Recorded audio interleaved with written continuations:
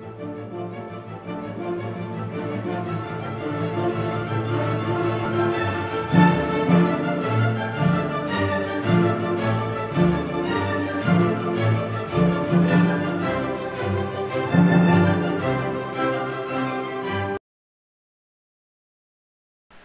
is indeed fortuitous to have been present at this unique era in Earth's long timeline to witness unforeseen technological advances, mind-blowing discoveries, and amazing inventions.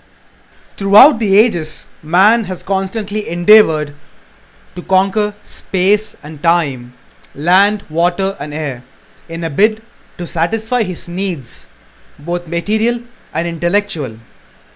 To do this, he needed a means of travel. He created land vehicles like cars and trucks. Ships took care of sea travel, while aeroplanes served the purpose of air travel. In our project, we have attempted to unify the first two modes of travel. Welcome to the presentation on the Amphibious Robotic Vehicle. During the course of our work, we designed and fabricated a radio-controlled amphibious vehicle. The design of the circuitry is such that it could be easily adapted for frequency hopping spread spectrum technique. This would result in a virtually jam-resistant RF system. Before designing a prototype of the robo, we had to look into two aspects. One, electronic. Number two, mechanical. Let us start with the former one. Let us start from the basics of radio transmission. If I were to take a 9-volt battery and tap a coin across its terminals, I'll find that the coin transmits a square wave signal. In other words, the energy dissipated by the coin is in form of EM waves. An interesting fact about this is that if you do this kind of tapping near a radio, you will find a crackle. This happens because the square wave contains frequencies that interfere with the radio signal reception. Consequently, such radio wave transmitters are illegal. Now, if I were to replace the coin with a coil of wire, the EM radiation would be greatly increased. In addition to this, we may place a tuning capacitor in parallel with the coil to transmit a particular frequency alone. One may visualize the equivalent circuit as a capacitor in parallel with an inductor and a resistor in series. Hence, the radio receiver is a similar circuit as that of the transmitter to ensure proper matching. This ensures maximum power transfer.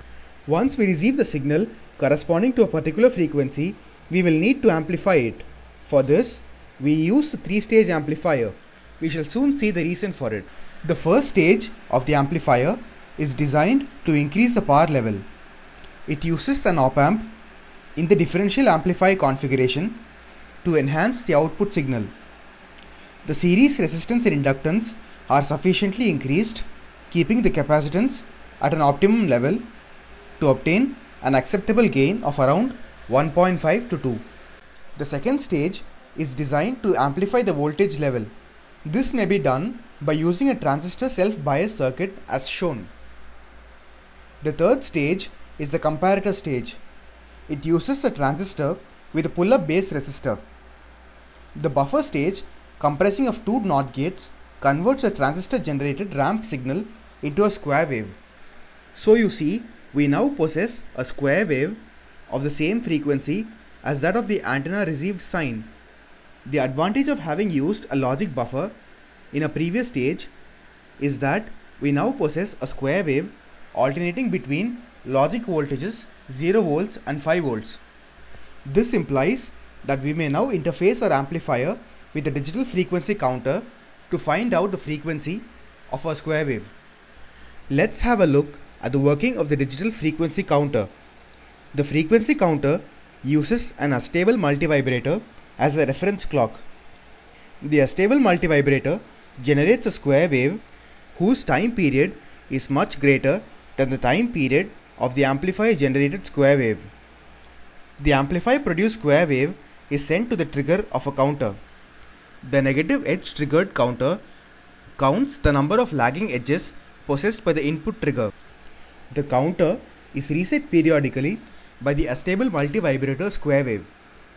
Simultaneously, the negative edge of the astable multi-vibrator square wave directs the last output of the counter to be held as the output of the flip-flop. The digital output of the flip-flop represents a binary number that corresponds to the frequency of the input square wave sent to the counter's trigger pin. Congratulations! You now possess a unique binary number corresponding to the received frequency. Using an appropriate logic circuit, we may use it as a system generating enabled signals for different operations. In our case, we have translated into 4 actions. 1. Move forward, then move left, move right, and lastly, move backward. One of the interesting onboard electronic systems present in the vehicle is the water detector.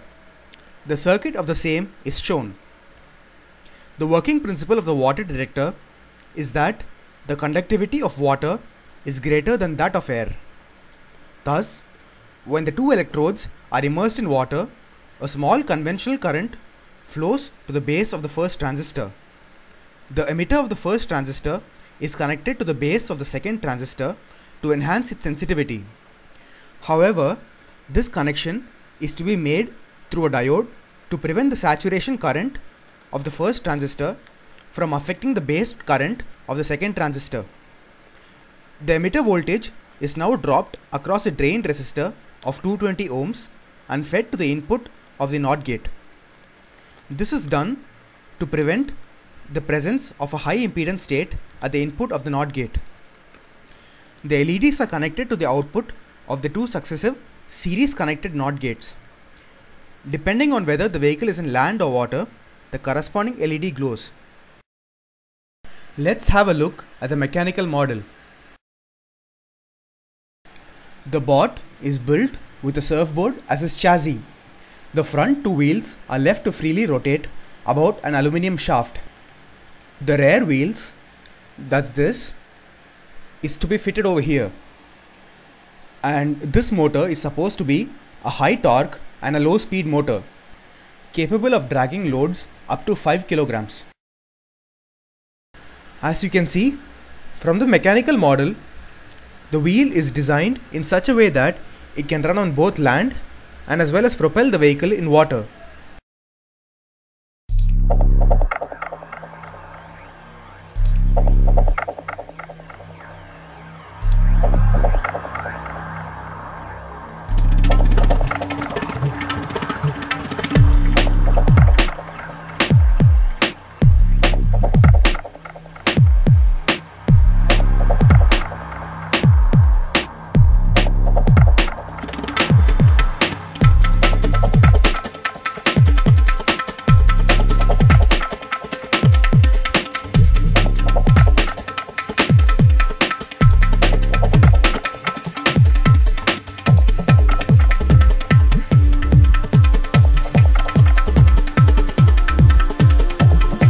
So folks, that's all about the internal electronic circuitry and the mechanical construction of the vehicle.